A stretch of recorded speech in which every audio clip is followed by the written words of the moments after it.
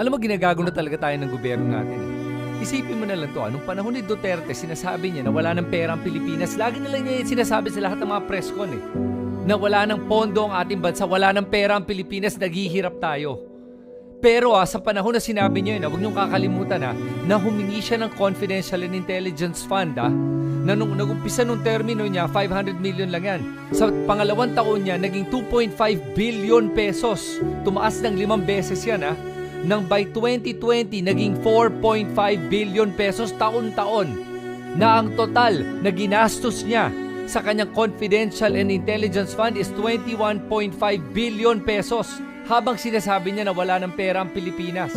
At alam mo ang problema na itong Confidential and Intelligence Fund na to? Hindi niya kailangan panagutan kung saan niya ginastos yung pera. Walang pwedeng makaalam kung paano niyo ginastos yung pera yan. At ang nakakapagtaka lang ay hiningi niya yung 4.5 billion